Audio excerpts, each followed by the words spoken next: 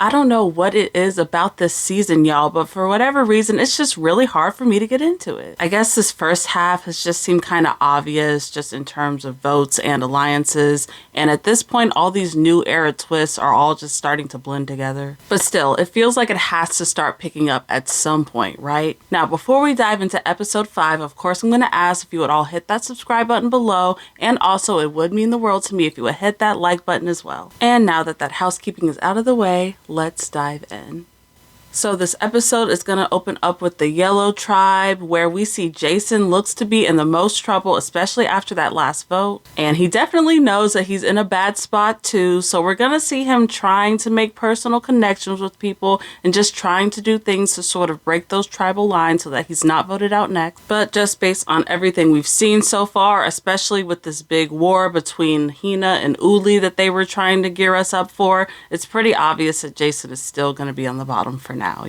Now, we also get this other interesting scene between Jawan and Savannah, where we see Jawan is still out there getting on Savannah's nerves yet again. This time it's about her water bottle. He accidentally takes her water bottle, and this really gets on her nerves. And this is where we're going to hear Savannah talking about getting Jawan out the game just because of all this. Just her? Yeah, it's just me. I don't know what it is. He's using my stuff. He's using my bag.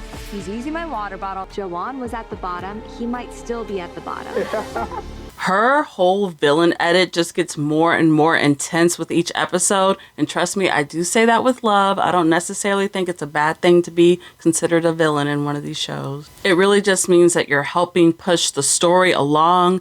But at the same time, I understand that it's kind of hard to see her as a villain because she's not really an antagonist. Like, since we're getting everything from her perspective, she feels like more of a protagonist this season. But still, she's just shown to be a little bit cracked in this episode. Like, there was that scene where Jawan was just kind of chilling, laying down at camp, and Savannah gets really paranoid and pissed because she feels like he's just eavesdropping on her on purpose, even though they were not talking about anything gossip worthy at all. I don't know, this whole episode was just kind of weird to me because she has been more of a dominant presence so far on the show, but now she's starting to crash out just a little bit. Meanwhile, over there on the Blue Tribe, we're also going to see Shannon's edit starting to crash down a little bit too. This whole thing starts with her waking Steven up as early in the morning, talking about forming this random alliance of 6. And after that, we get this confessional of Steven just being generally annoyed at Shannon. And from there, I was like, uh-oh, I know where this is going. As Shannon moves around the island trying to concoct these little plans, we can see that other people are starting to notice and peep how hard she's playing. It gets to the point where now even Steven is calling her out for being fake spiritual or something like that. And Sage ends up finding out that Shannon had her name in her mouth, so now it's up from there. Sage really just did her big one in this episode in general. I'm not gonna lie, I'm gonna give that girl her props for here. Cause she's gonna go a little wild, right? She's gonna start spilling all her old tribe's tea, even revealing Rizo and his secret advantage that he has in everything. I mean, it's really setting up for it to be something crazy once everybody's merged. Now, all of a sudden, it's looking like the power is shifting over here. And now Sage seems to be the one that has an upper hand over Shannon. So if they ever do go to tribal, I can see Shannon being a little bit of trouble now. So other than that, Steven is really the main person standing out to me on this tribe now.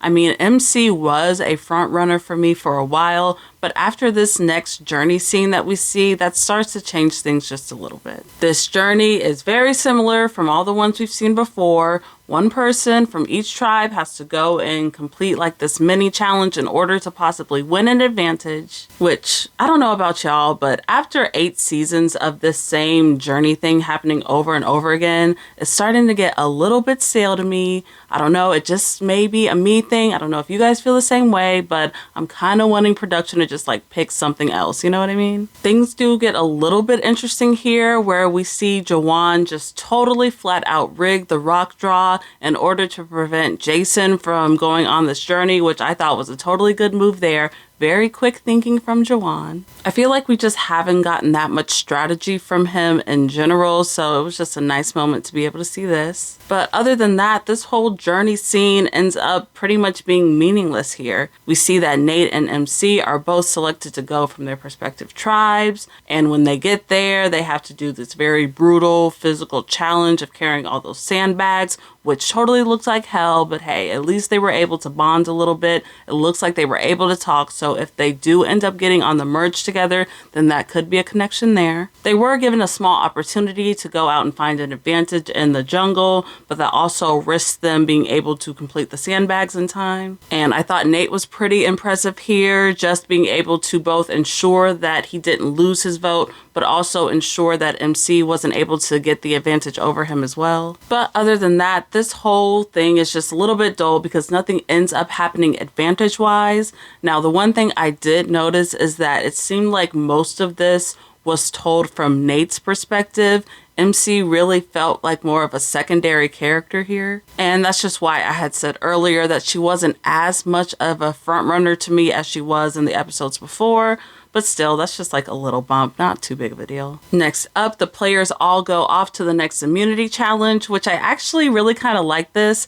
I like how creative the producers were able to get with that big ass cage and everything that they made the players do with it. It was just a little bit fun to break up the usual obstacle course style comp that they usually do, you know? In the end, it looked like this competition was actually very, very close, but it is the yellow team who ends up losing yet again, sending them back to tribal council. Now, I gotta admit, this did surprise me just a little bit because for a second there, I did think that they were actually setting up Shannon to be the one to leave in this episode, but hey, I guess not. Now, the blue team does end up winning some live chickens as a reward in this challenge, but when they get back to camp, a lot of people were just like a little bit squeamish about killing them and plucking them and doing all that stuff, which honestly, I do totally understand. Like, yes, that is an important aspect of survival, but at the same time, it would also be like a little psychopathic if people were just like so excited about like murdering these animals, you know what I mean? Like, on one hand, I totally don't blame people for not wanting to kill a living creature,